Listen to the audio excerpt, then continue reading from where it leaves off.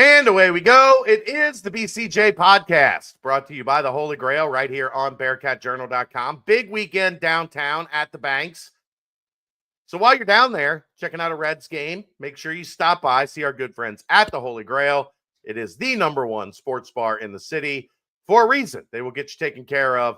Great food. Love the pizza. Love the Reuben wontons. Love the wings. Lots of good stuff on the menu and all the ice-cold beverages your heart could desire, including Cincy Light on tap.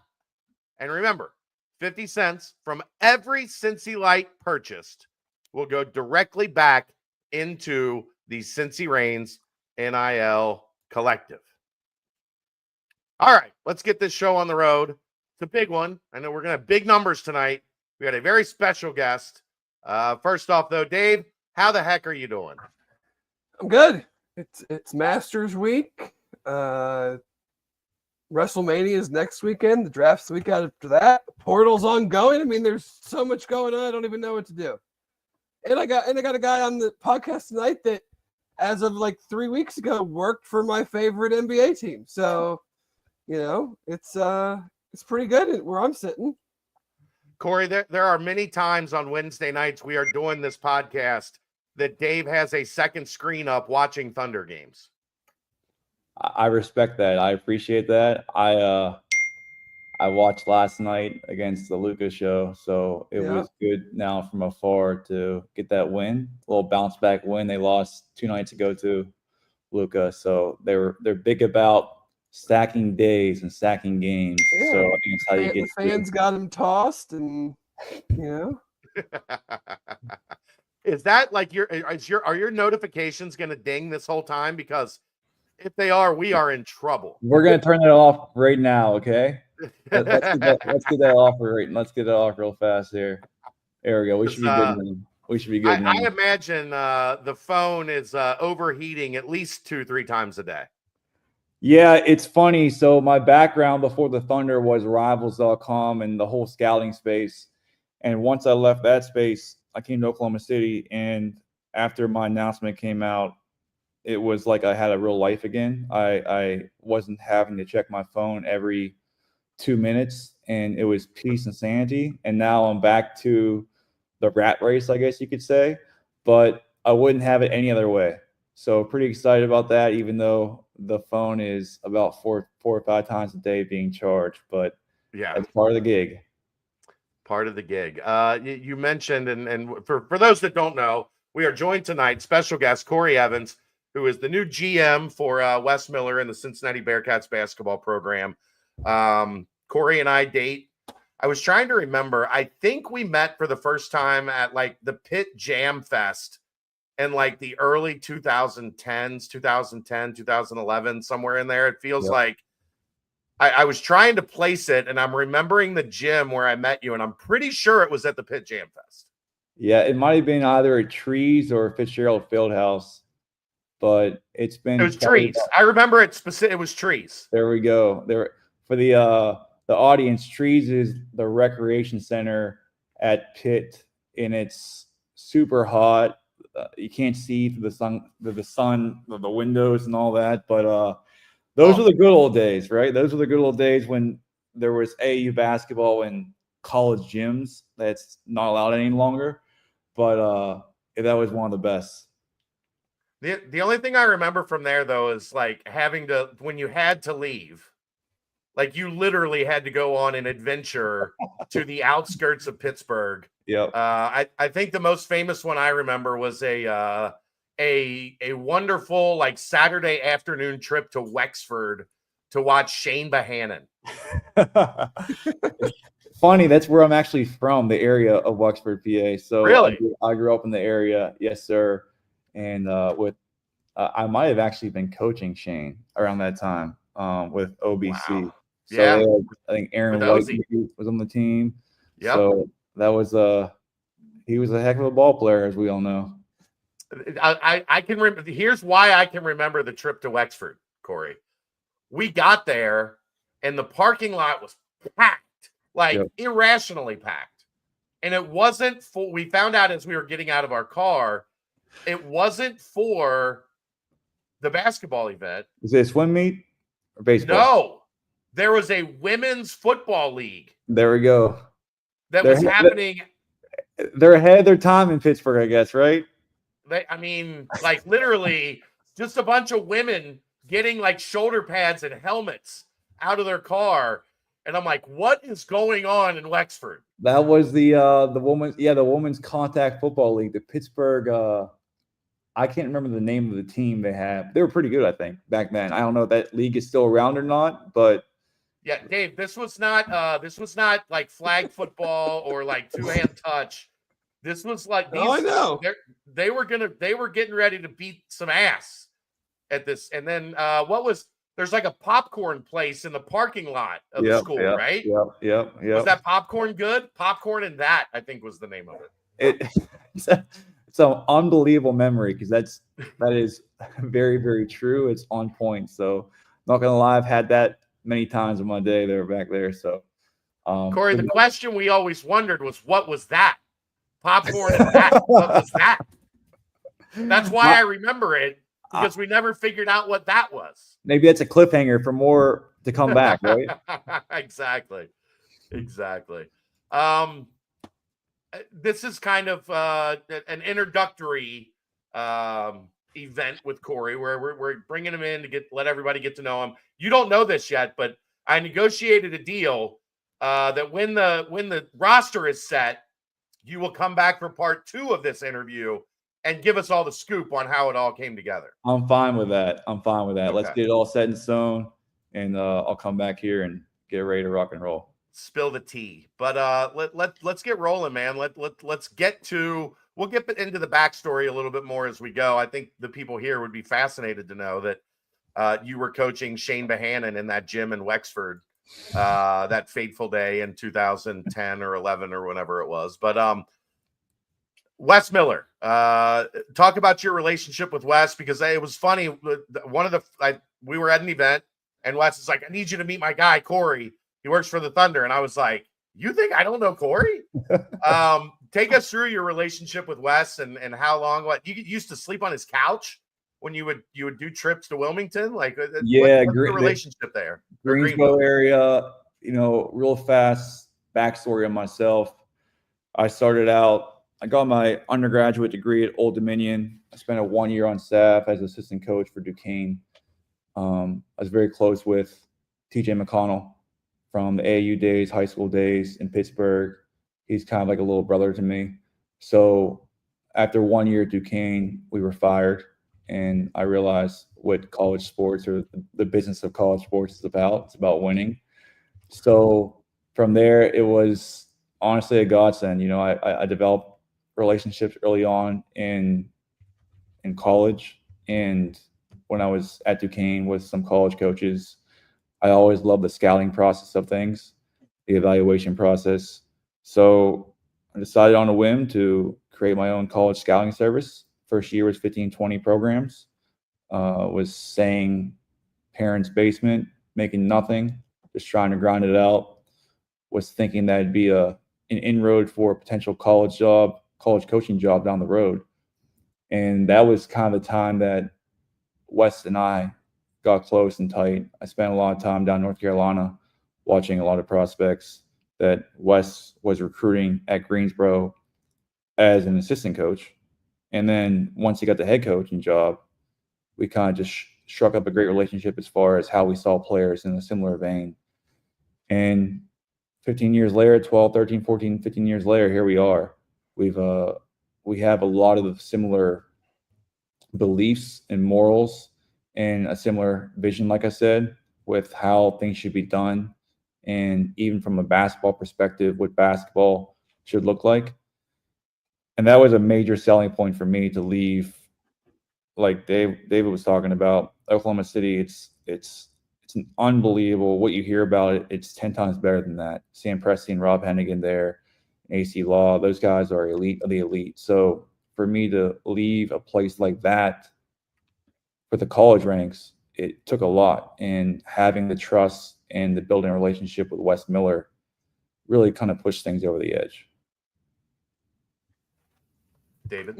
I want to ask you about starting the scouting service, was that like at that time, was that something that a lot of people were doing, a few people were doing, and how do you, I guess, just someone that doesn't really like, how do you go to coaches and get them to act like, be like, hey, you should trust what I think about these players, and also pay me for that information? Like, how does that whole process work? Because I'm sure there's some skepticism abound by maybe some of the older crowd when you're first trying to break into something like that.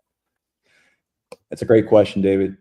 I think in general in life, it's all about relationships, right? And it's who you know and how well you know them. And I figured this out fast. It's about information and knowledge, and everyone wants information and knowledge.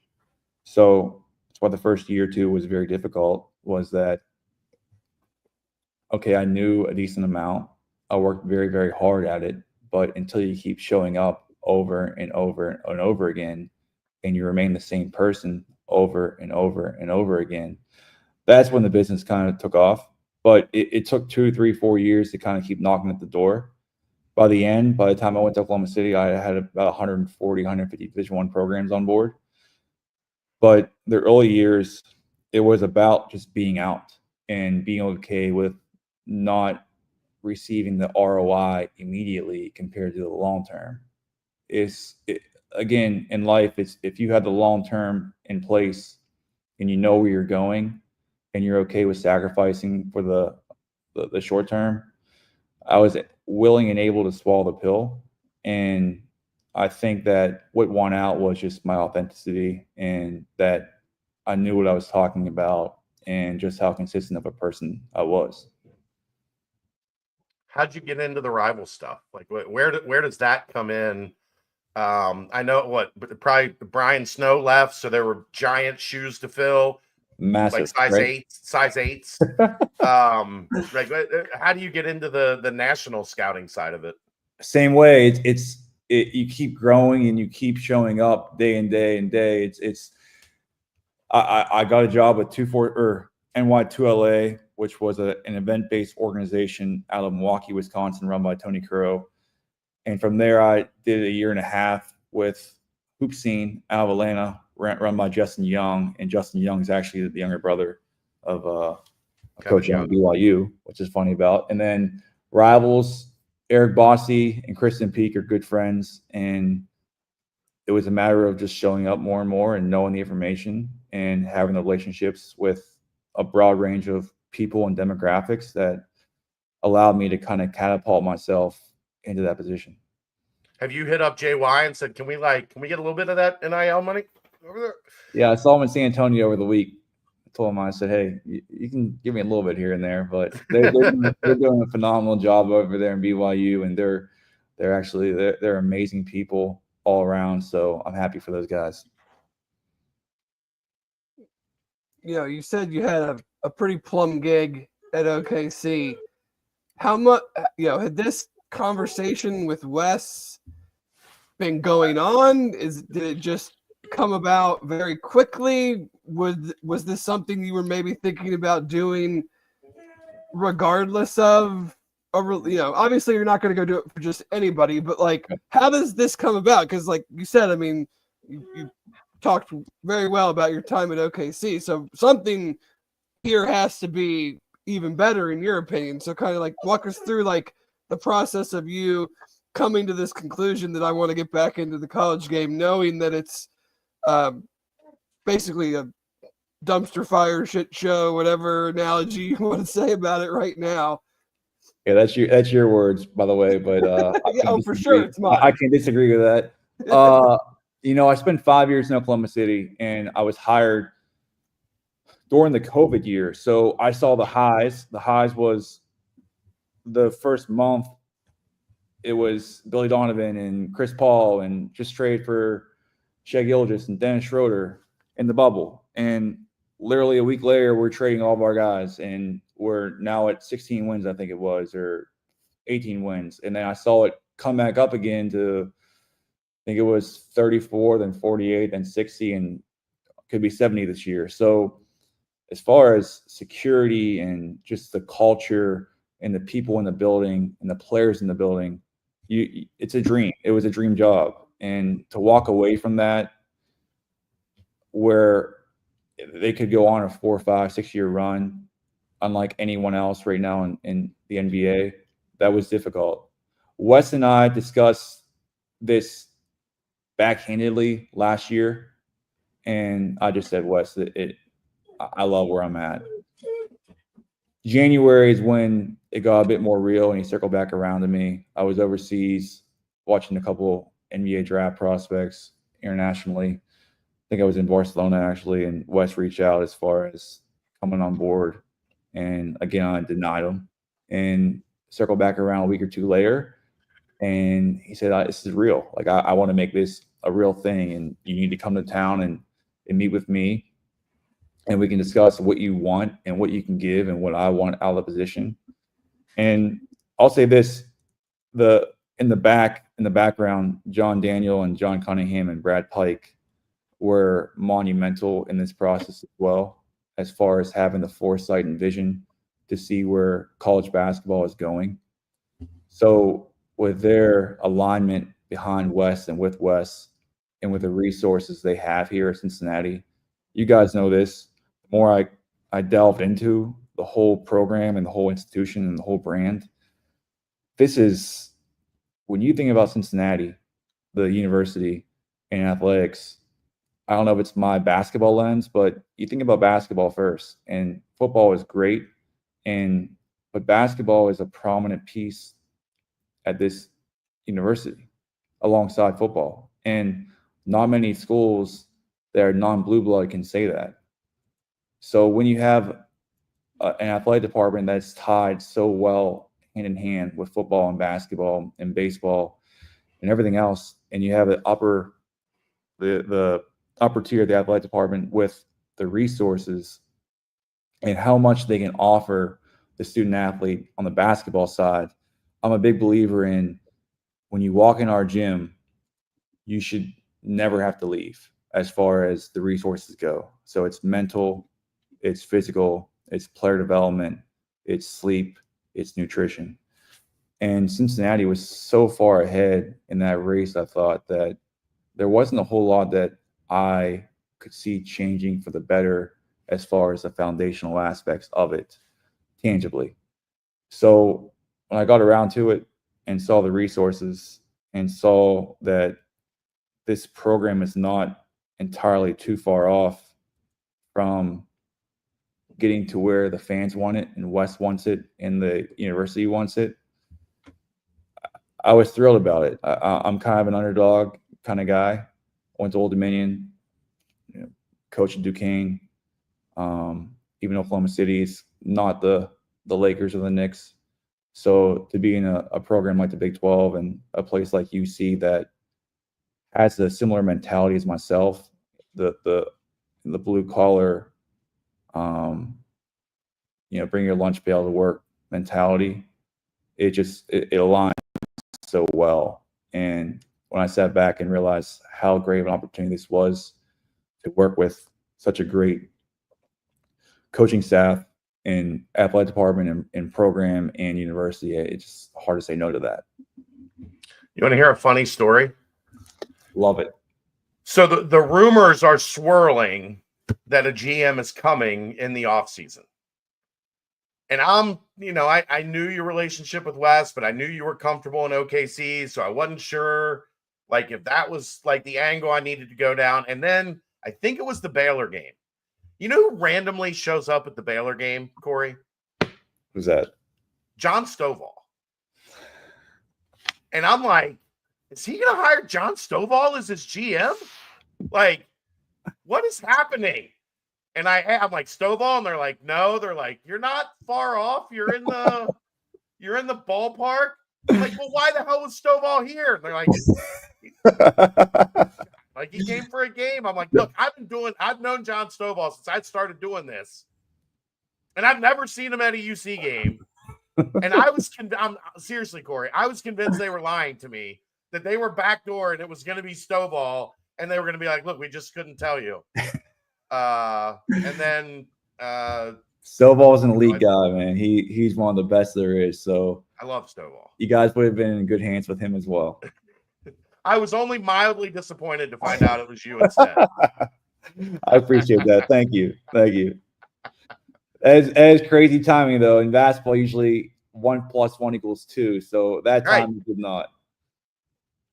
And I had seen Vince Baldwin like 3 times this season as well. Yep. I'm like, there's too much coincidence going on here. Yes, Something's sir. happening. Yes, sir. Does Corey know Trilly? I already told Corey who I thought Trilly was. We've already discussed this. You know what? I actually don't know Trilly. People think I am Trilly. Right hand up to God, I do not know who Trilly is. I've been asked this more times than I wish. I just hope that Trilly is a supporter of the Cincinnati basketball program and that he can help us out here and there with a little public. So you're telling me my guess was wrong? I'm not saying it's wrong or right, because who am I to say it wasn't, or who am I to say it was? So I'm going to plead the fifth here. I love it. How much of what you were doing with the Thunder scouting players, I'm sure, but like, do you just walk into this thing and pick it up as old hat because of what you used to do, or with it being a portal that was, not around and just not maybe being familiar with 1,500 players that are, in the portal? And like, is it drinking from a fire hose? Do you feel comfortable? Is it like, will you and Wes kind of have the same mindset on things, so that makes it a little bit easier? Just like, how has this first few weeks been in that regard of like, hey, welcome aboard. We need like 8 players. Let's go get them. It's all that in one. Honestly, it's all that in one. It's every day is a massive challenge, but I feel revitalized in a sense. The upper hand that I have is I'm coming from the NBA side, where I've spent the last 4 or 5 years watching college players every day and doing the intel work on these guys. And that's the one thing I'm taking from Oklahoma City, or one of the many, is just the value of being thorough with not just the evaluation, but also the intel. And that means the intangibles. That means who's behind him, who's in his corner, who's holding him accountable, what's his work ethic like, what is his why, what drives him at the end of the day, who's in his circle. It all kind of co-aligns in a sense, which is a very important thing for me. And I think it's why Sam Presti's been so good in Oklahoma City, is that he's picked, maybe not always 100% of the time, the best talent, but he's picked high-level human beings. And that's one of the things that it's just baked in now with this job, is that I have the knowledge of the people that we are recruiting and what is some of the red flags that maybe most or some don't see that are alarming for myself. Besides that, I have a massive passion for scouting and evaluating, and that's going to be paramount for me. The next step is really having the vision and having some time once this portal closes to settle down a little bit and put that vision in place, or help put the vision in place even further. This program's not too far off. I mean, it's just not. They've won 18 plus games 4 years running. Wes is the winningest coach in Greensboro in the history of the school. So that wasn't all by luck. So we're like right there. And maybe I can be someone that can alleviate some of the excess stuff. So what I'm trying to do right now is, trying to help with connecting the dots, trying to help with alleviating some of the extra stuff that coaches from West to Bill Comar, the operations guy on staff here, off their hands, and also pinpointing the right players and people to go after at Cincinnati. You've been in Austin, Texas. Not to dox you, but you're leaving, so I don't think it's that important now. How much Big 12 have you got to be around in your time down there? And what is your 20,000 feet view of the league that you're entering in? And did that play a part in taking the job? Like, this is a league I know pretty well. Yeah, without a doubt. Not growing up here, but being here for 4 or 5 years as well. Texas was in the Big 12 for 3 of those, and then I have Baylor in my backyard by an hour and a half, and TCU and Texas Tech right here. And being in Oklahoma, I had Oklahoma and Oklahoma State. So I have a pretty good sense of each league as a whole. Of course, Wes and the staff would know way better than I would, but the like you said, the 20,000-foot view it's physicality. It's a very physical league. You need physical players across the floor. You need shooting. You need processing, and you need positional size. And you look at a school like Baylor past years. You look at a school like Kansas. Look at Texas Tech. Look at Arizona and Houston. They all have that. They all have physicality. They all have size. They all have shooting, and they all have shot creators. And that has been paramount this offseason so far, is adding the proper shooting, chasing after the proper size and physicality, and keeping at the forefront just the human being as a whole. David, you watching the Thunder game? No, I'm sending out a They're tweet off. from- I think they're off tonight, right? Yeah, from it's the, you're watching Luca, right? No, I got a Bearcat Journal tweet. Okay. Good. No, go ahead. Sorry. I thought you were up. No, go ahead. You go. I know you got more. Okay. I mean, I could sit here and talk. Corey and I haven't been in the same place at the same time for what, 2 years, 3 years? Where was that? Rock Hill, I think the last time I saw you. I might have seen you at a press conference in passing of Wes's maybe 2 years ago, but it was never. Yeah. Let's sit down. Yeah, like one of those quick tap up. All right. Exactly. But it's so good to be on here with you guys. No, I love it. It's how do you look at this where college basketball is and things? It's like running in quicksand at times, trying to get a hold of things, trying to get a grasp on where things are going. Like, does it settle down? Like, do you look at it and just think, like, we're in a place right now where the best thing you can possibly do is take it day by day? Because even trying to have a long-term vision right now, it feels like long-term vision, 3 months later, everything gets turned upside down, or when the House case goes through, or whatever the next thing is with, the transfer portal, and then NIL, and now rev share. And like, do you have to look at it? Like, I have a long-term vision, but you also have to be adaptable fast. Yeah, I think the vision is just the basic nature of how you want things to look, as far as the mission statement, the people in the building, who's in the bus with you, how we do our daily habits. But like you said, we can all complain about it, which we all do a fair amount, but we're all in the same boat. We have the same situation and environment and same guidelines and rules right now across college basketball. So the more malleable you are, and the saying "control the controllables," that has never been said more greatly than college basketball right now. So as a whole, it's just being adaptable. And like we said earlier in the show with David and the Thunder and Dagnall and Shea, it's about stacking days and not worrying about where we are in August, September. It's about focusing on August or April 8th or 9th. And then if we take care of business today and do it again tomorrow, we're going to be in a great spot November 10th. Electric Storm Radio, what are the goals for the offseason? I'll answer that. Get a roster and then go for there. Like, figure it out. Get a roster and then get everybody together on June 1st for the summer workout program and start piecing the puzzle together, right?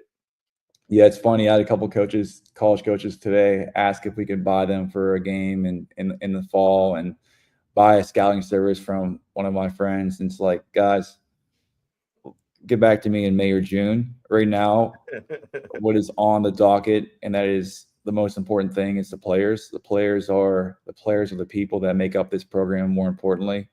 So we need to make sure that we have the right talent and right personnel and people in the building before we worry about anything else. Got anything else before we let him go, David? No, I mean, we could, we obviously can't talk about individual players, but even asking like what you're looking for, you kind of already went into that when you discussed like the Big 12 as a whole. I mean, I think it's pretty clear what the Bearcats need, but I mean, is that really kind of where things stand? Is from your standpoint? I don't know how much of the season you got to watch, how much tape you've watched since, but is there any, if it was so easy to boil it down to just like a couple bullets of like just what are the main, obviously good players, but like what are the main objectives that you guys are working on right now? I think, again, you guys and the fans of Cincinnati basketball would know better than me just from watching every game. I've tried to watch close to that, but coming in, and the staff knows this, so I don't have to really reverberate it with them, but it's shooting, it's shot creating, and it's physicality. It's all those three things, and then also processing as connectors.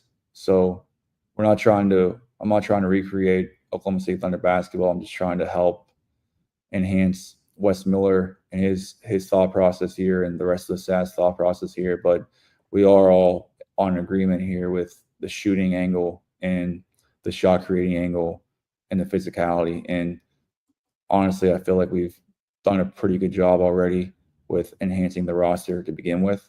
And hopefully we can keep that going in the right direction in the next week or two. Guys, like I said at the beginning, some of you might have came in late. Corey is going to come back with us when the roster is set. We're going to go over all of that stuff. Like, we're going to do a whole other show that gets to who got brought back and why the roster looks like it does. Like, we're going to get into that at a secondary date. This was like the introduction to Corey Evans, because you're a man of mystery. There's not a lot out there about you. You did a pretty good job over all these years. I don't even know if you have like a page on the Thunder website or anything that you like looked up like what you did and everything. That's how we like to do it. Stay under the covers there a little bit. But I'm out now, and I'm super excited about just being on board here with you guys and the whole program, institution, and university. So I couldn't be more excited about the next steps ahead, and hopefully bring this program back to where we all want it to be, which is a top 25 nationally relevant, which it already is, but kind of furthering it in the national public eye. Corey Evans is deaf, truly. You've never heard that before, I'm sure. Have you had Skyline yet? I have not had Skyline. So we might have to knock it off this weekend. Skyline, and then Wes is going to take you to Graders. He's probably already taken you to Graders when you were. I have had Graders. So seeing my family back in Pittsburgh, it has actually made its way over there. So actually in Wexford, about a block from NA, North Allegheny. But massive Buckeye guy. I mean, they have the Buckeye ice cream, so I'm a massive peanut butter chocolate guy. So I can do Graders every day of the week. Yeah. And then does a GM bring in a staff in basketball? That hasn't really been a thing yet, right? This is all brand new. This is a new endeavor, a new frontier with this. I will be working very closely with, of course, the basketball staff, the basketball coaching staff, but I would like to indoctrinate the GAs and managers a little bit more with, as far as scouting and evaluating and helping along the fringes. It'd be paramount to myself, and also could help those guys out with their careers moving forward. So if you're a student and you're looking to get into scouting, get into the program, maybe be Corey's first student manager, student assistant. I wouldn't say no to that. So if you guys want to come out, come on out. All right. Well, we'll let you get going. I know you've got a million things to do, but things are busy, and I appreciate you taking out a little bit of your time tonight. And then I'm going to hold you to that deal I negotiated earlier today, and we'll have you back on when the roster's set. Let's do it. I appreciate it. I'm looking forward to that. Corey, thank you, brother. We will Thanks, talk soon, and safe travels getting up here this weekend. Thanks, Chad and Dave. Appreciate you guys. All Thank right, you. there you go. Corey Evans, new general manager for the Cincinnati Bearcats, and that was like pulling the lid off of like the international man of mystery, That's right. Dave. That's right. It's good. It's fascinating to me because it's just such a like basketball doesn't change a whole lot. And now you're adding this position in that kind of incorporates a lot of different things. And I just knowing Corey and knowing the path he took to get here and how he's connected around the sport, and as soon as I heard his name, I was like, it makes perfect sense. Like that's a guy that gets it. No doubt about it. I mean, I know everybody wants as much info as possible, but like he kind of said, I mean, what we think is one thing today, we could talk about for 20 minutes, and then it's not a thing tomorrow, and it's just about, I know everybody's anxious. There's a lot of spots to be filled, but it's kind of like just wait, be patient, see how it all comes together, and then we can have a good, hearty conversation about it. Yeah, I mean, it's that whole We'll like still talk about it along the way, but it's like sure. it's not a finished thing. So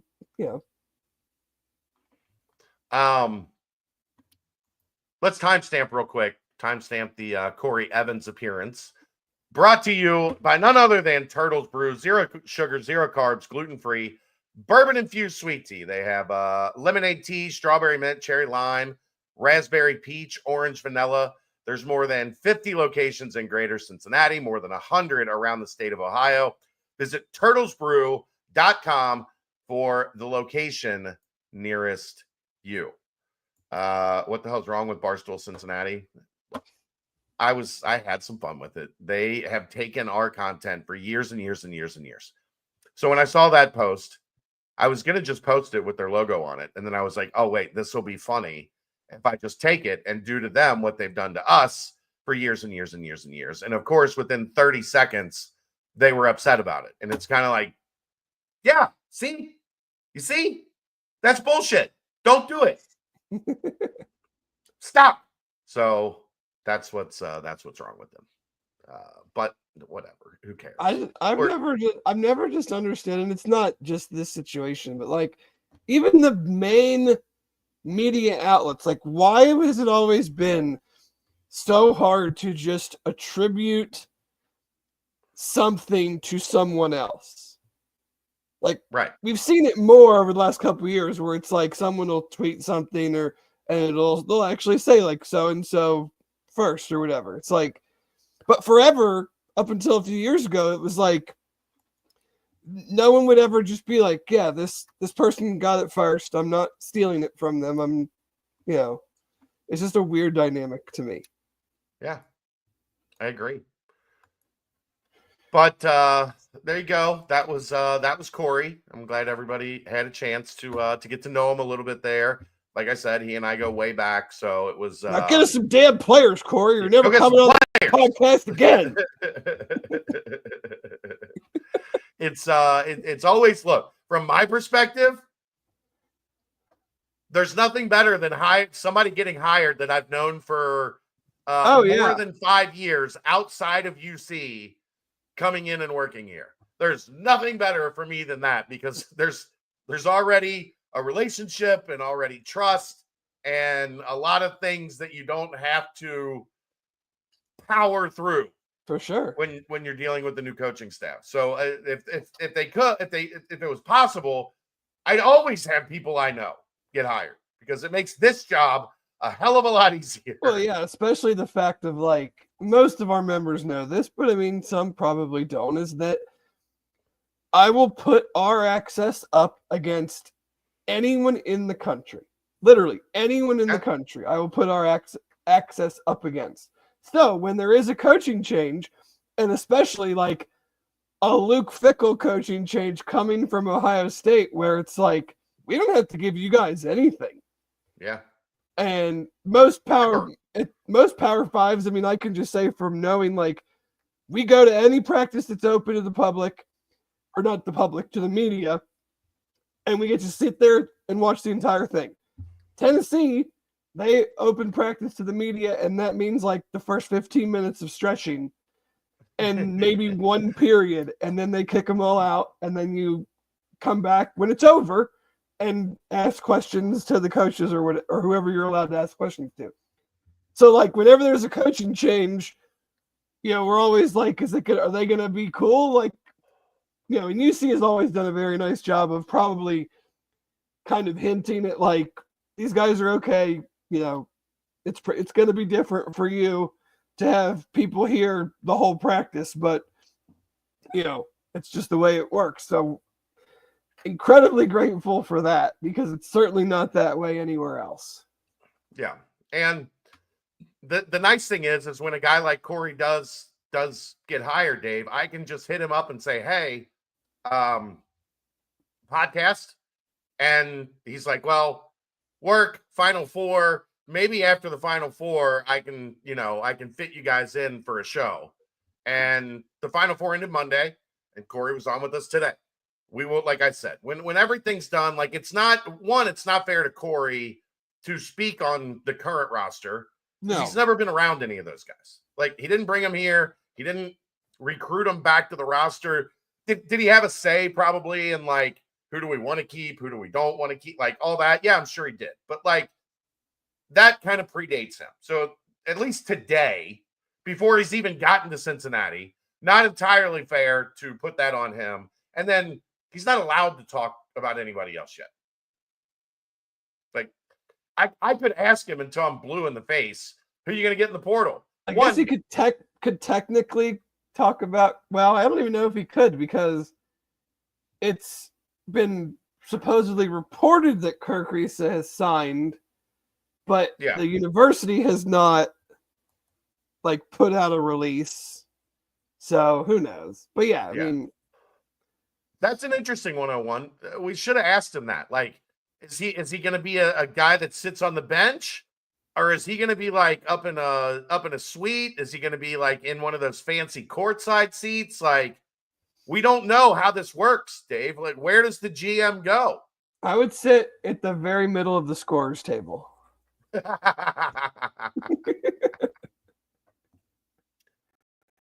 The absolute very middle of the scorer's table. Or between the announcers, whoever's announcing the game, just sit next to them.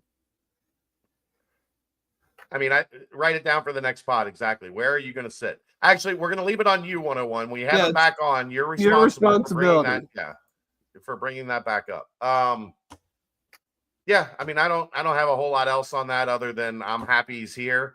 I think, he's got the connections and the ability to be a giant asset for the program. And and two, I like it.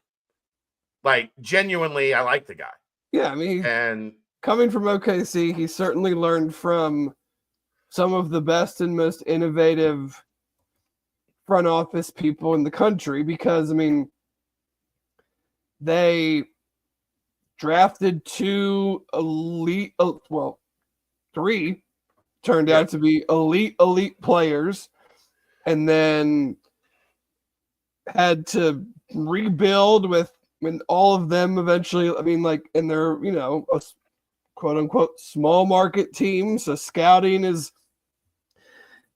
way more important. The Thunder aren't out there trading for players and buying draft picks and stuff like that. So, he's definitely coming from, if we're going to talk about UC, in JT Toppin getting $4 million, I mean, we know UC's not doing that. So I think it's very applicable that he's kind of coming into a similar situation. Yeah. So, I mean, I'm in favor of it. And this is coming from someone that was skeptical, like, what is a GM role in college basketball? Like, I get it for football. There's so much more you have to manage in football because the numbers are just overwhelming when you're talking about bringing in 20, 30, 40 new dudes at any point, like, in your program. any year you could have to bring in 40, 50 guys. Yeah, And we've seen it here. balancing classes and all the different positions, and we might be good here for the next 2 years, but in 3 years, if we don't do this, then we're going to be super thin. Like, yeah, I mean, we're talking about what, maybe 5 new guys, and that's like a lot for basketball, and they're doing 20, 30, 40 a year. So I've always kind of been of the opinion, like, you have 3 guys on staff, plus now you have 2 extra assistants. Like, you've got a lot of guys to scout and to work recruiting connections. And, you know, I didn't know exactly how a GM fits unless you hire a type of guy that does have the connections that Corey has, does have the experience and the knowledge that Corey has gained, because he hasn't taken the traditional path to get here. Right. You know, that takes a lot of times, man, at those lower levels. Like, you get a D1 job on a bench and you get fired year 1, like, there might not be a way back into college basketball for you.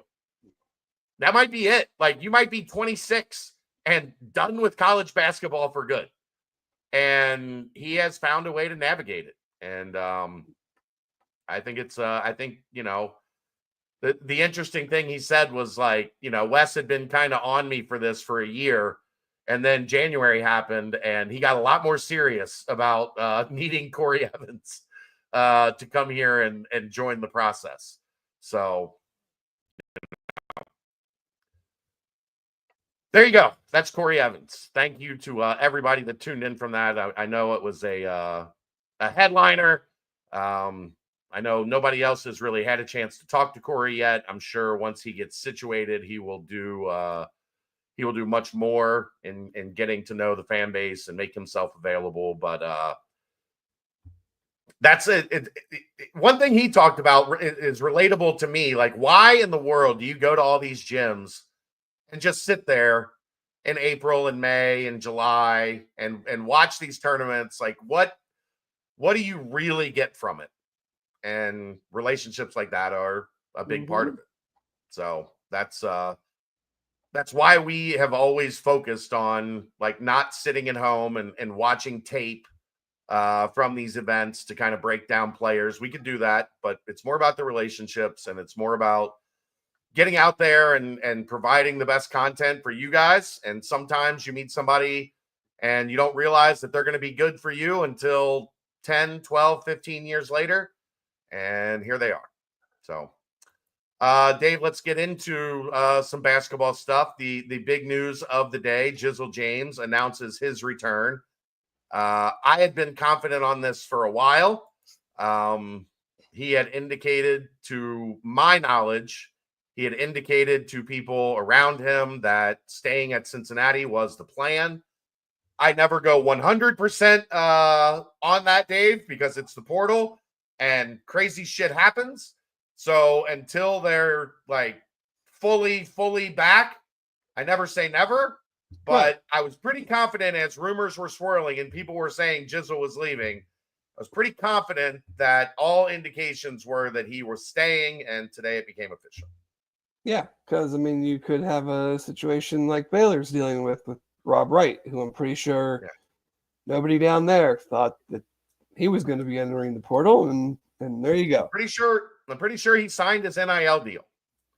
And then BYU said, what about $3.5 million to come play at BYU? And he said, that NIL deal don't mean a whole lot. Yeah. So, no, I mean, I'm happy. I think, you know, for as much as, you know, I know that I've probably talked about the nuclear option and blow it up. That's not the best option. Like, let's make sure we keep those two things separate. Like, I was for doing as much change as possible, because I didn't see much last year that was like, oh yeah, we cannot become a better team next year if these particular pieces aren't on the roster. But it's still not the best way to go about it. Like your likelihood of turning things around with the budgetary constraints having to find like legitimately like 10 new dudes, like that's not the best way to go about it. So if you're gonna keep anybody, in my opinion, I was for Jizzle staying, because I would say that this year, based off the way he finished his freshman year, this year was probably a disappointment. I mean, I expected some improvements in multiple areas, but I still think there's a lot of talent there. And, you know, he's still a young dude and going into a third year, and of the first year that he played a good amount, but he wasn't like an immediate major contributor. So I still think that there's reason to be hopeful there. And, you know, I think we've seen, at least with the guards, that like that you can win games with the guards in the Big 12. They need to get better. I mean, I don't know how much better Day can get. He's an older player, but like I think you can win games with them. The other areas are the spots that I want to see better play from. You know, if these guys are, you know, Jizzle specifically, and hopefully Day is the same, but put some better pieces around them, put some pieces that maybe fit a little bit better, I would be encouraged at that. So yeah, I have, you know, no issues whatsoever. I'm glad he's coming back. Yeah, and I mean, I have concerns that I feel are legitimate in terms of basketball and how basketball is played in 2025. I think there is, with him, a little bit too much reliance on pulling up for mid-range jumpers, especially as a guy with the physical abilities that he has. I'd like to see maybe more 10 to 12 foot pull-up jumpers and less 17 to 18 foot pull-up jumpers. I feel like one is a lot more consistently convertible than the other. And I'd like to see him get downhill and get to the free throw line. Like that is my biggest thing for him. I don't think he's ever going to be a great three-point shooter. I think he can get into that 33, 34% range. If he does a little bit better job making sure his shot selection is good, he's not taking a lot of the like off the dribble, pull up, more contested type stuff. He's doing a little bit more catch and shoot. Some of that, people are right when they say some of that is directly connected to having more help in the post, having somebody you can throw it to that can either get a bucket or draw the defense and kick it back out for an open shot. Like, I think finding one or two of those guys that can do those things would be big for his development. Now, the top end of those guys are expensive, very, very expensive, and probably not attainable for Cincinnati in this portal cycle. So that means you're going to have to rely on a guy like Corey to find you maybe a guy that's under the radar, that's, not quote unquote affordable, not on the cheap, but maybe just not at the absolute top of the market, because they don't have $2.5, $3 million to spend on one player. Right. It's not going to happen. So can we want it to happen? Can you look at guys? And that's what I talked about last week. I know people like to take what I say and over dramatize it, but if Cincinnati's going to get in a bidding war for the top of the market, you're probably not going to get a guy that's going to cost you $2.5, $3 million. Like, it just doesn't. It's not sustainable to having a good enough team.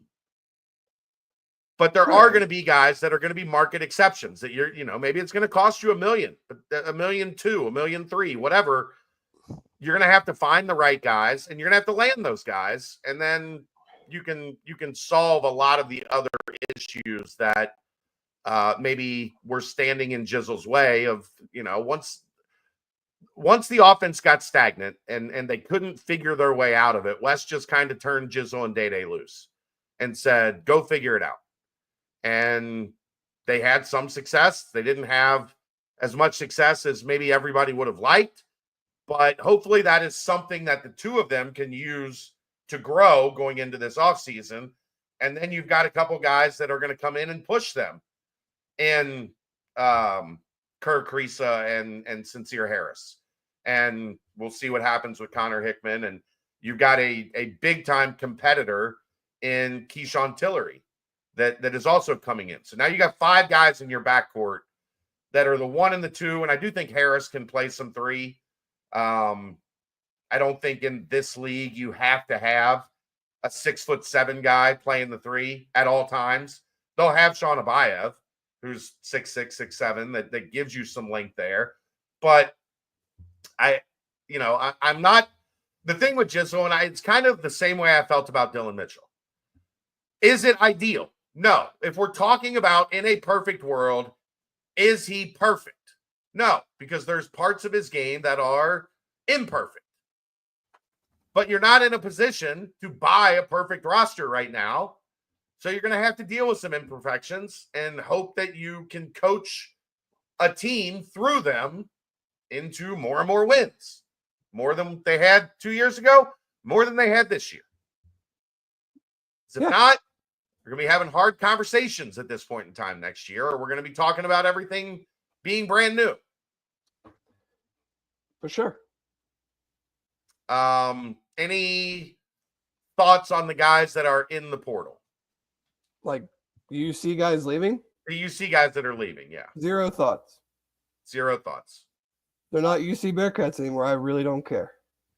Somebody asked earlier. I wish. I mean, I wouldn't even say I wish. I hope they have a prosperous and successful life outside of basketball. I don't really care if they score another point the rest of their lives. On a 1 to 10 scale, at least one current player in the portal returning. I said last show, usually when you're gone, you're gone. I don't see it, Jordan. I mean, just say one because it could happen. It's not 0. But I mean, let's be honest. I'll be honest. That group wasn't good enough to beat West Virginia, Kansas State twice, Oklahoma State. I'm not saying the next group is going to be better because I don't know, but I'm not. There's not a whole lot there that I'm like, oh my God, we have no shot of making the tournament next year because X player decided to leave. Yeah. So I mean, would I have liked for Dylan to stay? Sure. I'm not going to be losing sleep at night, though, that they're replacing somebody that I brought the numbers up last night, Dave. When you look at those games you talked about, West Virginia, Kansas State, Oklahoma State, Utah, the numbers on aggregate for Dylan Mitchell in those games were not great. I guess my question just is, knowing what the Big 12 is, knowing what he is, where was he going to take some big jump from what we saw this year? Yeah. He's still going to be a bouncy, slender 4-man that can't really shoot outside of 10 feet. Was that going to change? He wasn't going to put on 30 pounds, right? Right. So that probably wasn't going to happen. Was he just all of a sudden going to become a 30%? I mean, I wouldn't even say good. Was he all of a sudden going to become a 30% stretch 4 3-point shooter? Right. Right. So, I mean, I think he's a good player, and he certainly played his butt off. I won't say more than anybody else, but I never once, I don't think, watched him and said, that dude's mailing it in tonight. So a guy I would definitely have been okay with sticking around. But again, like the issues that plagued this team this year, how does fourth year Dylan Mitchell change that next year? Right. And there is a chance they don't get somebody better than him in the portal. For sure. But I think you like what you have to at least give it a shot. Like what happened last year didn't work. And I said this to you, I said this to Aaron and Jeff, like I did not like this year's team. So that's part of the reason that I am not really like I have almost no opinion on anybody that's leaving. And it's not personal. They all seemed like fine gentlemen. But just from a watching basketball perspective, there's only one team that I root for that I disliked as much as this team, and that was the TO Bengals. And for anybody that's seen the movie The Big Short, I analogize this year's team as dog shit wrapped in cat shit. Because I just like the things that I love about UC basketball, they really didn't do any of them. So it was just not an enjoyable season for me to watch. And so I'm all for, as many new guys as Wes wants to bring in. Let's see what happens. Now, I'm not saying that I think the results are going to be that much different because I have other concerns beyond just who's in the jerseys. Yeah. But any semblance of running it back to me was just a failed experiment before you even started. So I'm at least glad that that's not what they're doing. They ran it back and it didn't work. Right. So time to try something different. Like, maybe the answer was ultimately running back again. And things would have been different next year if they had run it back again. But I was ready to find out something different. Let's see what something different looks like. You've had 2 years in the Big 12. You've won 14 games. You were what? 7-11 and 7-13. 14 and 24. Time to try something new. Time to hire a GM. Time to, it'll be interesting to see what the move is with this last assistant coach spot, or the Drew Adams spot in filling that. Will he look at that and say it's a chance to go hire an offensive coordinator? Will he look at that and say it's a chance to go get a big man coach? Will he look at that and say, hey, maybe I don't know that like it's the right move because I don't know that it helps out in this particular 1 year window that we're talking about right now. Go get somebody with great recruiting connections or, whatever the case may be. Yeah. There's an opportunity for him to do something a little different here. Right. I think it's got to be something geared toward an offensive philosophy, adjustment, change, whatever. I mean, because I just much better than me. I don't know what offense they ran this year. I don't know this. Like, you hear all these terms, they're running floppy and they're doing Texas this and all these different analogies for different sets and motions. And, I have no idea what is I can tell you Scott Satterfield runs the wide zone offense. Yeah. What is the offense that Wes Miller runs? Well, I think that's kind of like the question is they run a lot of plays, but I don't know that there's like a system. Like it's one thing to have everybody's got plays. They run a bunch of plays. That's great. I got like a 30-page playbook, and we're not really great at any of them. The other thing is when you shoot as poorly as they did, and you don't have anybody you can throw it to and get a bucket, it doesn't matter what offense you're going to run. Wolfie, that was Chad and mine's complaint is we got a guy that grew up in the secondary break Carolina system that didn't run it. Yeah, where was the secondary break? We didn't see much of it. We saw the break, and then we saw them pull it back out and start offense.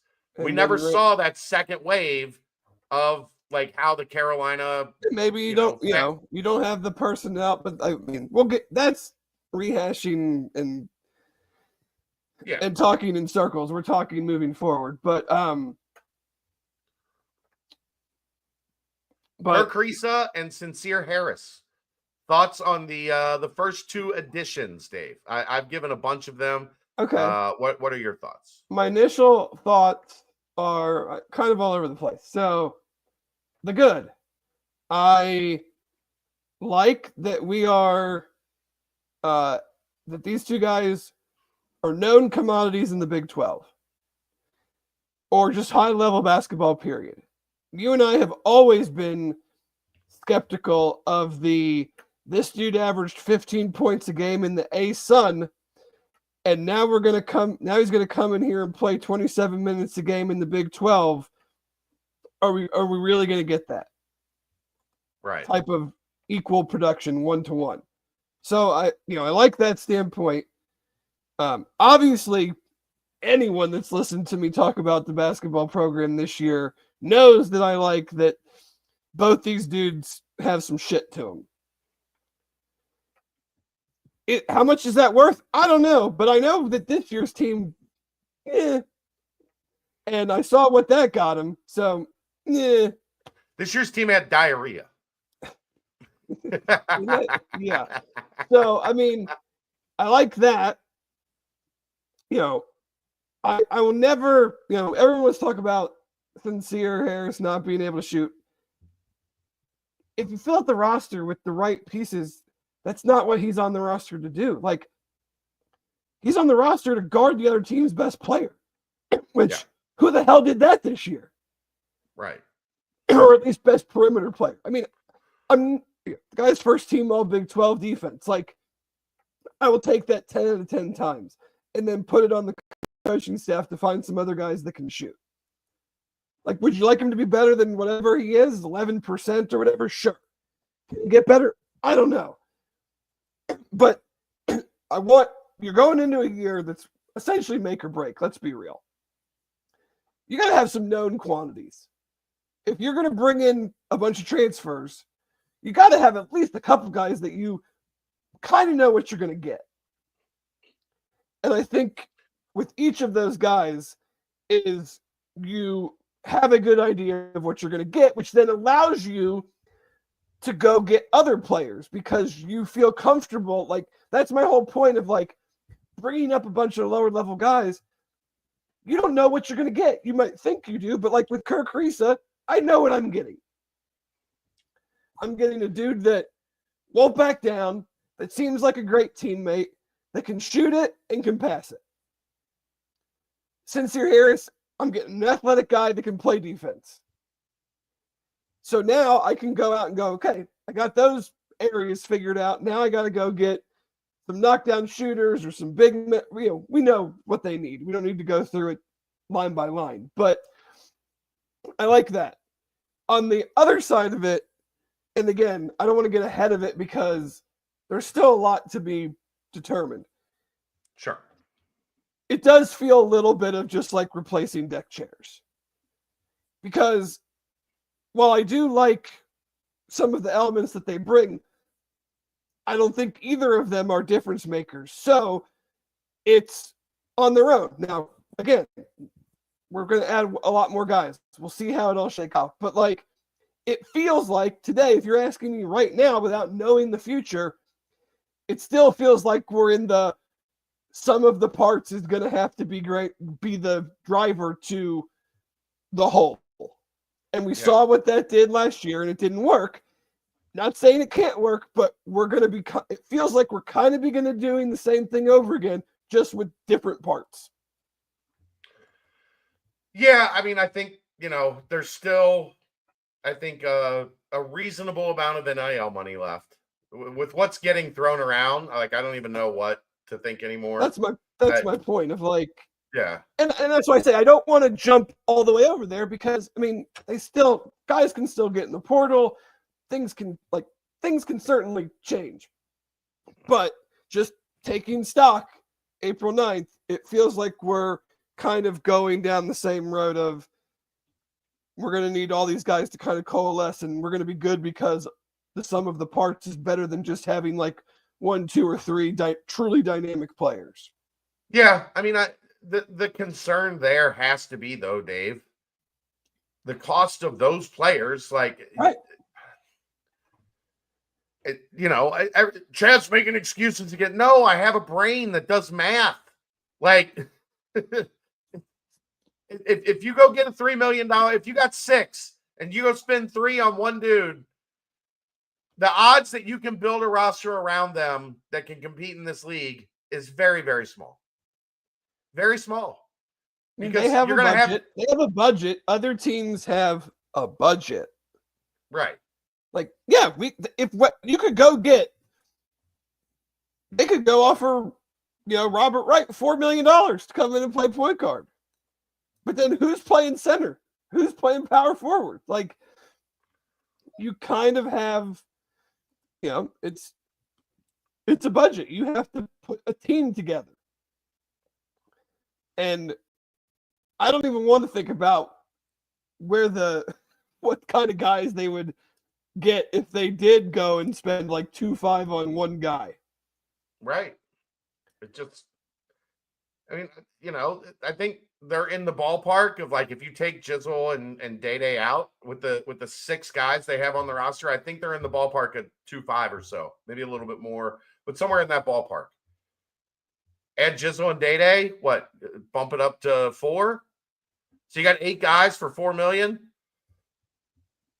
and you don't have any, you don't have any bigs, so. I mean, that's the thing. Like, obviously, like 5 minutes after I said I would give Mohamed Diabate over 2, he signs with Kentucky. But like, those are the type of dudes. Like, another dude from Bama went in the portal today that 6'11", had a really good SEC tournament. Like, at this point, you're not going to add any more guards. I can't imagine. I could see a wing. Well, I mean, yes, like someone that can play small forward /2 but like what I'm considering guards is like 6'4" and under guys. Yeah. You're not adding any more of those. So, if you got to go give a little bit more to get, I mean, that's the thing is, like, they're in a tough spot. Like, they got to get a legit dude. And if that means it's going to cost you a little bit more than you're comfortable doing, like, what's the alternative? But you also don't want to put yourself in a position where you go pay to get that dude and you fail to adequately address, because I think they need 3 bigs. Like, I think in talking to some, I do think there's a decent chance we see Halveen back. I wasn't sure about that for the longest time. I do think what they saw from him in the practices leading up to the Crown, and then the way he played in the Crown, I think that's a guy that you look at and you say, if he's your 3rd big, you could do a lot worse. But you probably don't want him as your 2nd big. Absolutely not. Like, come on, 3rd big is even stretching it, man. Well, but Dave, when you're talking about money constraints. Right, but I'm saying, like, that's like 5 minutes a game, 5 fouls. Yeah. But yeah, okay, you can sell me on that. More than that, and I'm out. But if you go take a bunch of your money that's left, and how much is left? I don't know, 2, maybe a little less than 2, somewhere around 2. Can they go get more? Because they looked at it and said, oh shit, everybody in the league is spending 10 and we've got 6 and we're going to need to get 7.5. Like, that's the stuff that we don't know that's going on behind the scenes. That's the stuff that they're not going to tell us. No matter how connected you are, they're not telling you their money situation. You know as much as anybody, like, based on what it sounds like people are paying, they're going to need more than 2 to fill out this roster. I mean, let's take to a level that could make the tournament.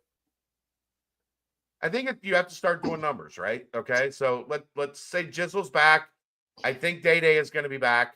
I know there's other people saying otherwise on that. Again, I'm going to stick to my sources because my sources have always been very good. I am generally right a very, very large percentage of the time, not because I'm smart, not because I know more, but because the people I talk to trust me and they know what's going on. I think Day will be back. So Jizzle, Day, Connor Hickman, depending on the waiver, I don't think you can count on that, but I think if he is eligible and able to play, I think he will be here. Sincere Harris, Kirk Risa, Sean Abayev, Keyshawn Tillery, Tyler McKinley, potentially Halvin Zella. That gives you 9.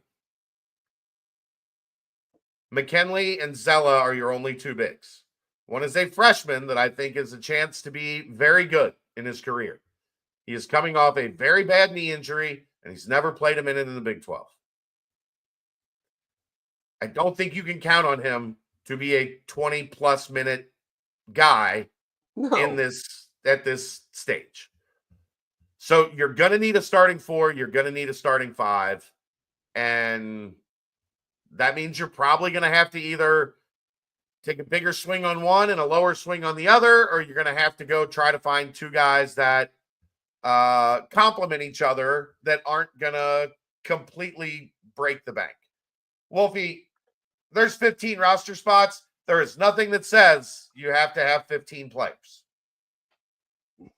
I wouldn't. Just remember that. What am I going to do with this? What am I going to do with 15 players? The one thing being, no more walk-ons. And Wes is very big on the scout team. That is a very big part of his preparation. So I would imagine what used to be walk-ons, there will be a player or 2 brought in to fill that role that I guess will now be on scholarship, even though they're essentially a walk-on. I would guess that's how that works. Probably only 1, but maybe 2. Who knows with how this thing plays out. 11, 12, 13 spots. I don't see a whole lot of need for much more than that. Even though you can, doesn't mean that you will. Especially now when you're only going to play 9 or 10, right? And you got to pay them if they're going to be here. Yeah. So you're going to take away from what you can get as a starting power forward. Even if it's like you need to have the 25, even guy. if it's 25, 50 grand. Right. I'd rather just allocate that to someone I'm going to put on the floor than a 13th guy. Yeah. Jacqueline, shouldn't CJ Anthony be going into the portal after redshirting? Yes. Do not worry about CJ Anthony. He will not be back next year. He is going somewhere else to play. So when that happens, doesn't matter. He redshirted this year for a reason. That was to transfer and go somewhere else and drop down a level to play. That is going to happen. So I wouldn't sweat the CJ Anthony announcement. That'll work itself out whenever it works itself out. It's worry about the stuff that matters. That one, in light of what this roster is going to look like in 25, 26, doesn't really matter. No. So yeah, it's. What do you think though? Because it is an interesting conversation. Like I probably lean to pay a little bit more for the known quantity top end guy and deal with the repercussions versus paying 2 guys who or neither of them are as good as the top end guy. Obviously the one will be better than the lower end guy, but I kind of just need more known quantities, and if that's going to cost me a little bit of money, a little bit more than I'm probably wanting to pay, then I'm going to pay it, and I'll figure out the backup guy and hope maybe Tyler gives me a little bit more, hope Helene gives me a little bit more, versus just two guys that I'm not entirely sold on. At least give me 1 guy that I can be sold on, and I'll figure out the rest. Well, but I'm saying I guess it's more of this, Dave. Do you let's say hypothetically, strictly hypothetically. Always hypothetically. You have $2 million to sign 2 guys. Mm-hmm. At the 1 at the 4, 1 at the 5, however you want to play it. Do you go 1.5 for one and 500 for the other, or do you go $1 million for each? I mean, obviously it's depending on like their skill sets and it, but I Sure. would do the 1-5 thing. Okay. Just because I'm like, if I'm paying a guy 1-5, I'm thinking he's significantly better than the two guys at $1 million. I'm going to be relying on him more. I would just be, I guess if I'm the coach, I'd be like, man, and I watch somebody else pay him that, and then he goes and does exactly what I need him to do. Yeah. Yeah. I'm like, I should have just done it. No, it's fair. It's fair. Completely understandable. It's just that, it's a again, it's also a matter of who's on the board. Right. Like you might want to go 1.5 and 5, and the 1.5 guy isn't there. So now you got to go 1 and 1. Exactly. I mean, but that's why, it's good conversation. It's good thought process, but I don't see, and again, it goes back to there's just not that many big people in the world. Like, I don't see a ton of guys even available that fit into that category. I mean, there's been some, but like they're just like offensive tackles. They're getting the big dollars. Yeah. Yeah. So, you would hope there is some settling to the market over the next week or so. But I feel I feel like if you didn't get signed yet, then that probably means that whatever you were asking for has been rebuffed.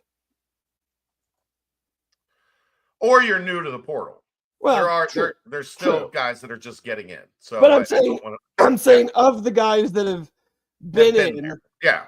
If you didn't jump at an offer by now, it's probably because you didn't get what you thought you could get.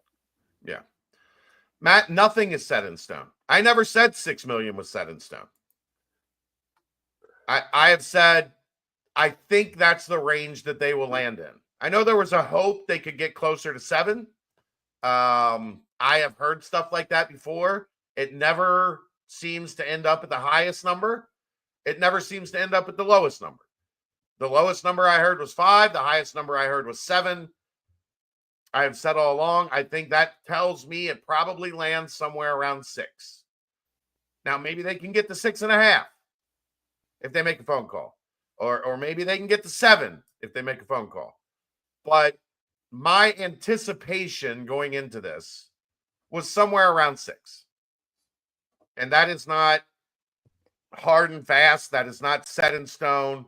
That is just from talking to people inside the program and outside the program to gather what people are hearing. And that's kind of the range that I have heard for Cincinnati. So, and we're just working off of that assumption. That doesn't necessarily, doesn't mean that is absolutely what they're working with. That's why we prefaced it with hypothetical. Right. Because that's just running imaginary numbers based on educated guesses. I guess that's a good way to put it. Is 22nd the last day you can enter or the last day you can sign? That's the last day you can enter. You can sign all the way up until classes start in the fall. You don't even have to sign. Just show up and enroll. Right. And then, I don't think it'll happen, but if there's any off-the-wall coaching changes in the summer, somebody takes an NBA job, whatever, those kids are, if your coach leaves, you have a 30-day window to enter the transfer portal. So that's same thing as football. Yeah. That's just for those that don't know, that's if you see somebody enter the portal in June, check and see if their coach left for a new job or got in a scandal or something along those lines. And if there wasn't enough portaling going on, the football portal opens on Monday. So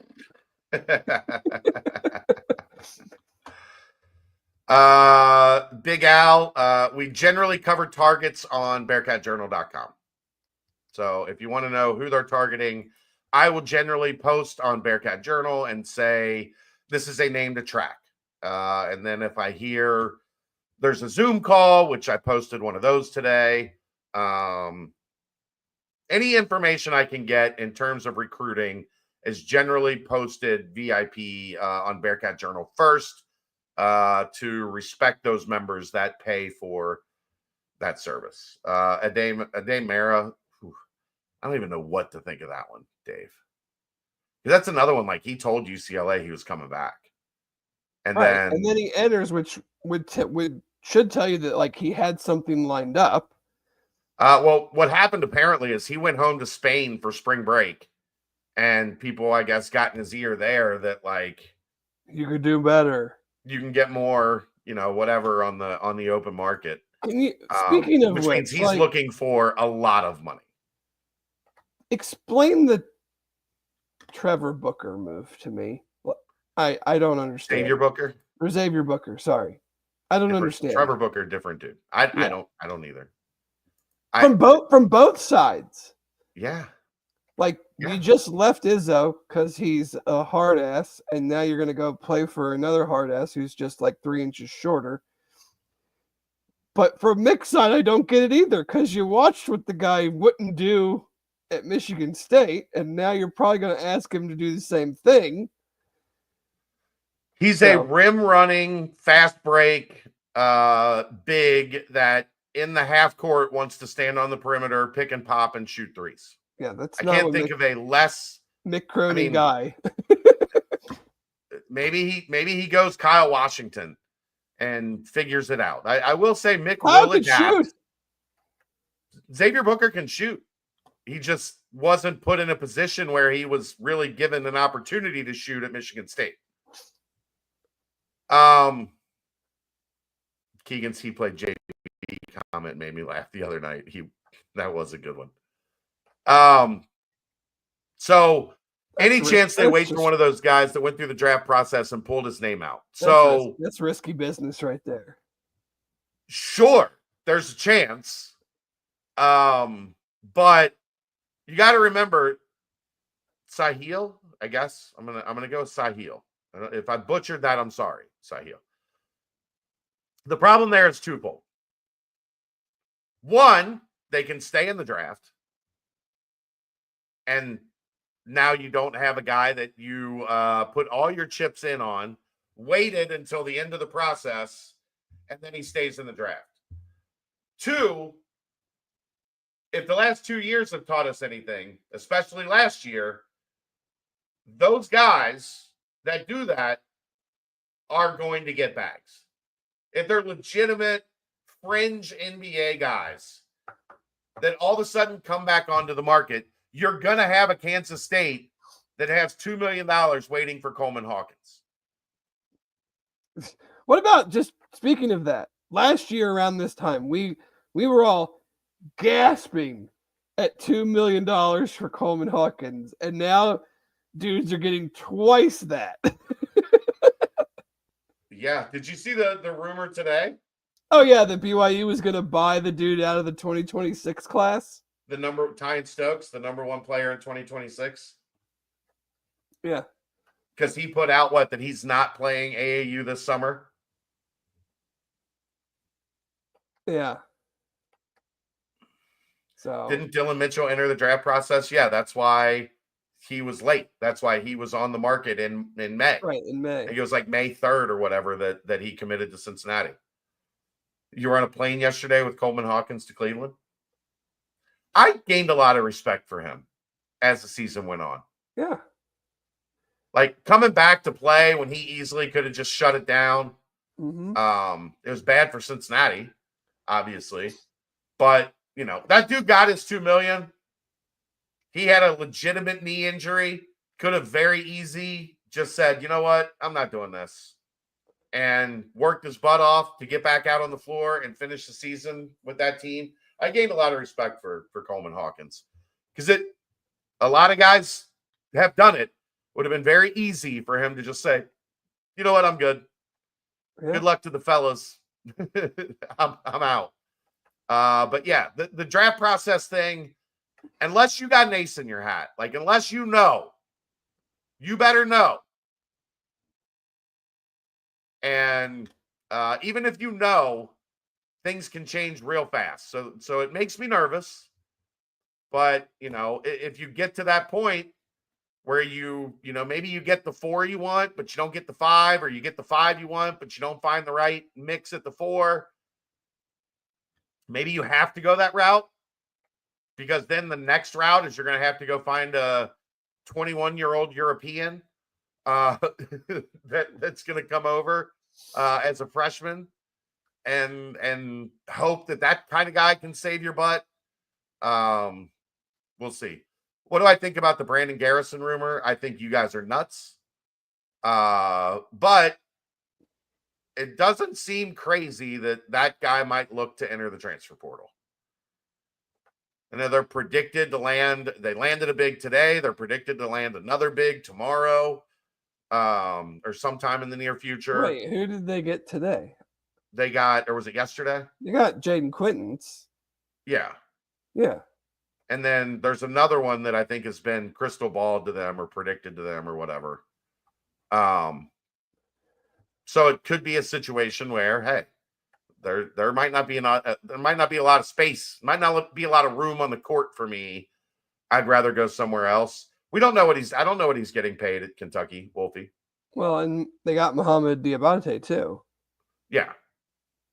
So. And I've actually heard less on JQ. I heard he got maybe 1. Yeah, because his knee is shredded. Right, because he tore his ACL, and they have no idea. I saw a claim that he would be ready in September. I was like, that feels.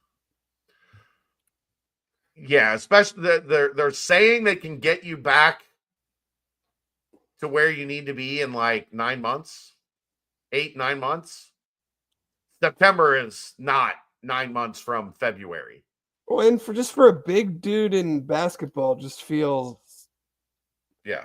Like that process might be a little slower, but none of my concern. So I think the Garrison thing is a rumor until I see him enter the right. portal. If he's not in the portal, then what's the it's just like. Well, but I mean, I will say this, Dave. There are some guys that I've been waiting on to go into the portal. Right. He is not a name that I have been told like he will be in the portal. Now, Kentucky insiders are speculating it, and that's their information. I don't have their information.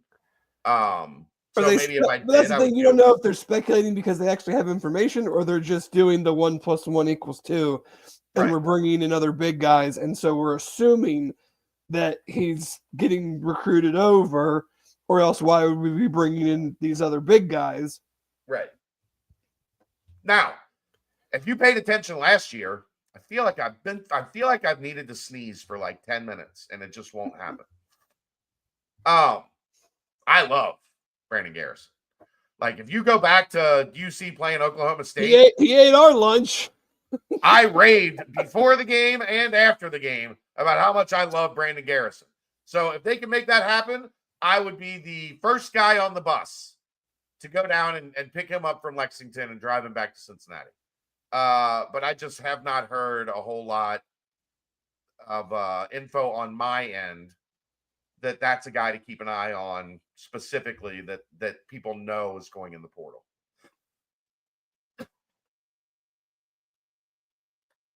Right. I'm about out of basketball stuff, Dave. How about you? Right there with you. Turtles Brew, 6% ABV, 0 sugar, 0 carbs, gluten-free. They have a bunch of flavors. It's a bourbon-infused sweet tea. They have lemonade tea, strawberry mint, cherry lime, raspberry peach, orange vanilla. There's more than 50 locations in Greater Cincinnati, over 100 in and around Ohio. If you're looking on where to purchase Turtles Brew, all you have to do is go to turtlesbrew.com for information and locations nearest you. Dave, spring football showcase on Saturday. You will be there. I will be there. I believe Aaron is joining us. Keegan is joining us. I think Reagan will be there to take some pictures. So we'll have almost the full team. Brent will not be there, unfortunately, but pretty much everybody else will be in attendance from the BCJ team. I am going to try to sneeze and refill my glass of water, Dave. So I will leave it first off to you to say anything in particular you are looking to see Saturday at the Spring Showcase. Yeah, you know what I'm looking forward to the most? Talking Bengals draft with Dan Horde. I didn't. Dan was not a at tradition unlike any other. That's right. This is not Dave cornering Dan Horde for his thoughts on the draft. This is Dan Horde cornering Dave. I wouldn't say get cornering. Dave's thoughts on the draft. I wouldn't say cornering. He does come up to you and get your thoughts on the draft. It is it's an annual tradition at the spring game. We have a nice conversation. It actually started. I think the first time we really started talking it was the Chase Sewell debate draft, and he was team Sewell and I was team Chase, and I don't think either of us was wrong. But I also am very glad the Bengals made the decision they made. But Bearcat football wise, I mean, we don't really know what they're going to do. It's not a spring game, so I'm not sure what that means. Sounds like maybe a little bit more 11 on 11 than we've seen in practice. Obviously, the big question is who gets held out for precautionary reasons, who plays a few snaps, who plays a lot of snaps. I think I'll be focusing in on the lines because I think, I still am, and the questions are not going to be answered in the spring, but how do the tackles look and who gets pressure on the quarterback? So, in those 11 on 11 periods, does anybody consistently flash from a pressure standpoint? Does anybody on the offensive side, do any of the tackle options, put themselves in a position by locking down their side to kind of go into the summer with a leg up? I mean, I think we feel, I'm not breaking news because Scott Satterfield said it today on the radio with Mo. So, I mean, they are interested in a tackle in the portal once that opens. And then he did mention defensive line and linebacker. I think the linebacker play is, I think they feel good at linebacker, but it's probably like get somebody with experience in the pipeline. Because I believe, and Chad will correct me if I'm wrong, that Golday Dingle and Jonathan Thompson will have exhausted eligibility after this year. So it would make sense to potentially get a linebacker that you feel comfortable with, can play snaps for you this year, and then jump into one of those three spots next year, along with Simeon Coleman, Monte Whedon, however else it gets figured out. But look, Jonathan Thompson and Jack Dingle they've been here a minute. Were they on the Sugar Bowl team? Cotton Bowl team? The Cotton Bowl team? I don't know. Maybe. They've been here for a long time. Long time. Yeah. So, but yeah, I'm looking at the lines. I'm looking at the receivers. Does Jeff Caldwell continue his camp? Do any of the other ones? You've written my guy from last year who didn't really do anything, but you've written Dakari Anderson's name a lot. He's had a really good spring. Really good spring. So how does he slot in? I've been to one practice and it was with a 5-year-old, so I wasn't able to pay a ton of attention, but it's Caleb Goody, it's Cyrus Allen, it's the new defense, some of the new defensive backs, just watching those guys in more of the game settings than in practice. Taden Barnes, yeah. I like. Xavier Williams, I like. We've seen Christian Harrison flash a couple times.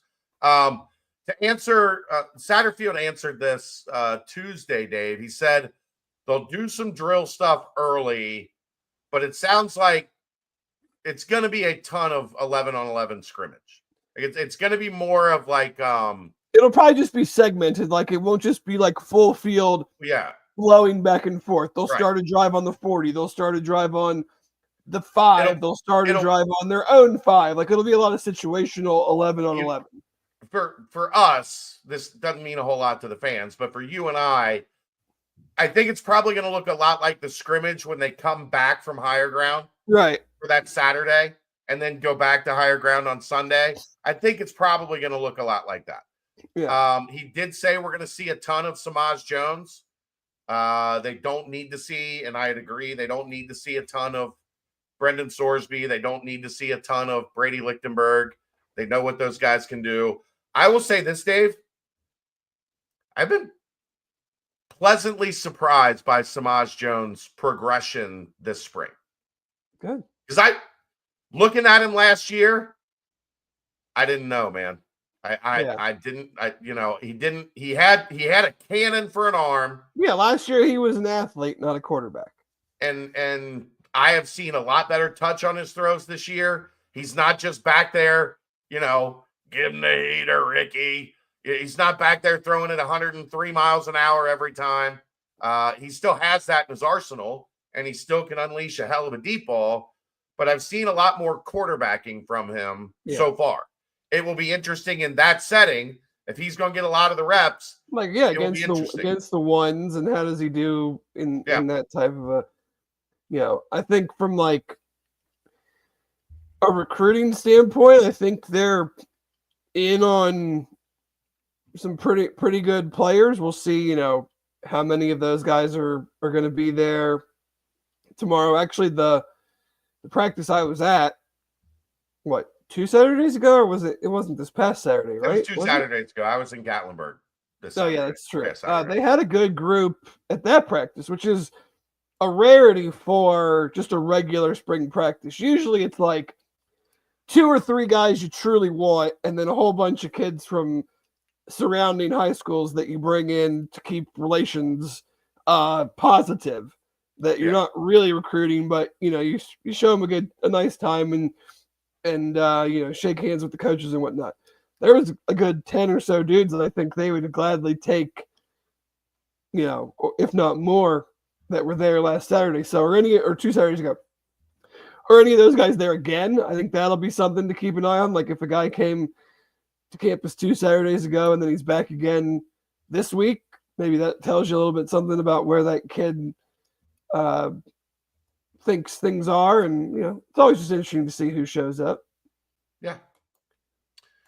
So, there's a lot of interesting things to look at. I will tell you, Dave. Autograph session afterwards, baseball game after that. Like, weather looks good. Like, come on down and make a whole afternoon of it. What are we talking weather-wise? Mid 50s. 58 and mostly sunny is what it looks like. Generally sunny despite a few afternoon clouds. High of 58, little breezy, but not like not ridiculous. But yeah, that's what were you going to say? You were going to say something, and then I don't remember. You said I'll tell you this, and then we went on something else. I don't remember. Okay. Wasn't that important. It wasn't that important. I'll tell you this. It wasn't that important. Yeah. I'm trying to I think I hit on most of the stuff I wanted to hit on. So I will tell you this. Seeing Jeff Caldwell the first time, you go, oh. He's a big dude. And not like just big for the sake of being big. Like he can pick him up and put him down. He has ran past the defense straight out. It feels like at least once every practice. You're like, oh, that ball's launched. I don't think anybody's going to get to that one. No, the one at the practice I was at, he stone cold dropped the damn thing. He did. That was the Dave Simone jinx was in full effect. But Yeah, make it out if you can. Saturday, it's going to be a wonderful day. It's at noon. There's a lot going on campus, so it should be rather eventful. Are there going to be cold beers? Do we know if there's cold beers? I don't know if there's cold beers. There was it last year or 2 years ago? They did have cold beers because I drank one and then walked down onto the field. I appreciate your dedication. To what? Cold beers or yes, covering the team? Both, Dave. Both. It's like I'm not coming here and they have cold beers and I'm not going to drink one. Right. It's fine. It's fine. But there you go. I'm about out. I don't think I have anything else. Do you? No. I mean, national championship game.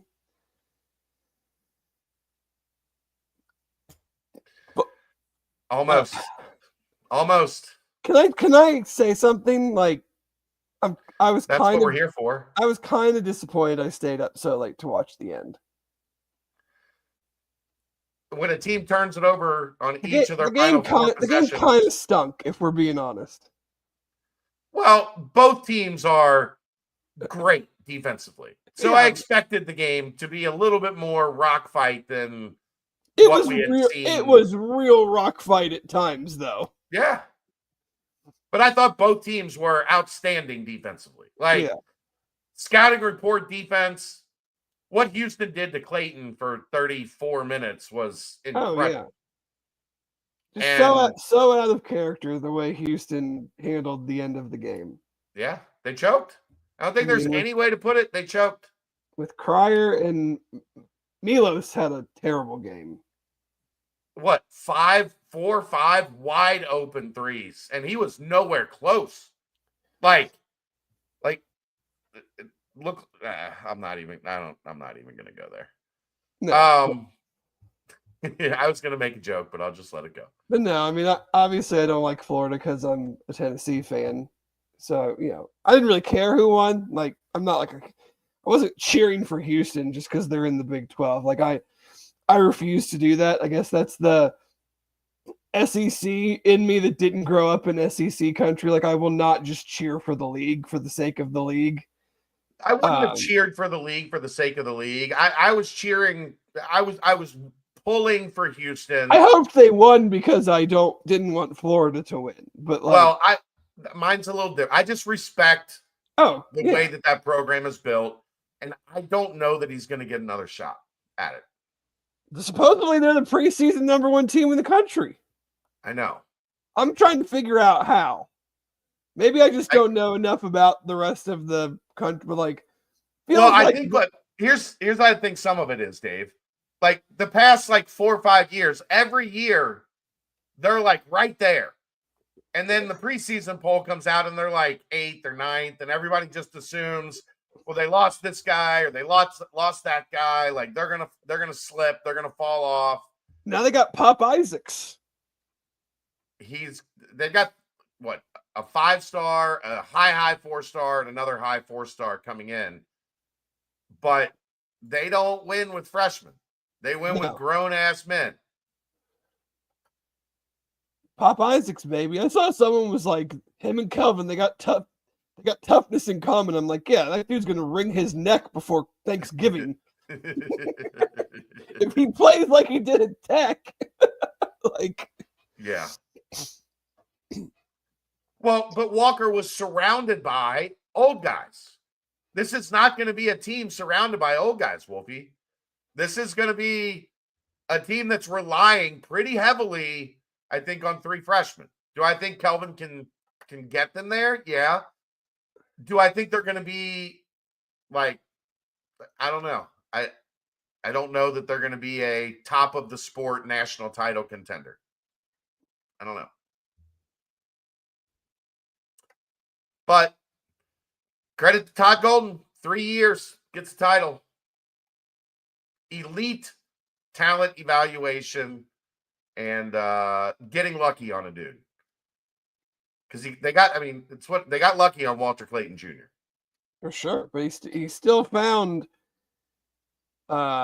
Richard at Belmont, Yeah, no, elite talent evaluation. Oh, I know. That's what I'm saying. Yeah, elite talent evaluation. You didn't get Walter Clayton Jr. thinking that. Right, that's what I mean. The last 2 months of the season was going to be this Walter Clayton Jr. Right. But that's what you got. Maybe we can go across town and ask Little Dicky how his dad didn't get Walter to go to St. John's with him. I wonder how much, like, did he push for him 100%? Because, boy, imagine that St. John's team with a stud scorer.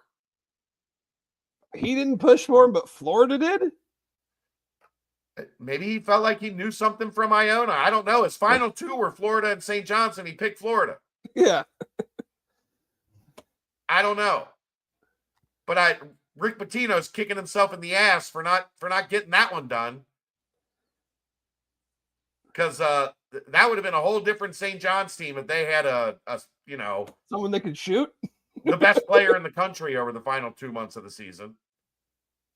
That usually can change your, but props to them. Props to them. Yeah. That's a wrap for we're done until September on watching college athletics, Dave. There's still baseball, golf. Okay, we're done watching football and basketball, college athletics until September. The Bearcat golfers had another nice second round or third round, whatever, in Missouri. Had a top 5 finish, so yeah, I think top 5, 5th or 6th, I think.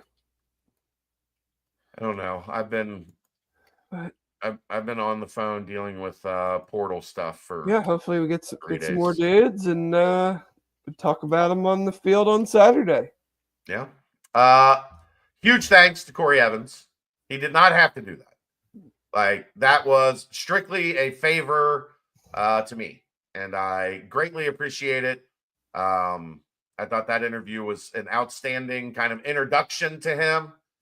And then when the roster is set, we'll get him back here and we'll talk some ball. So I love that.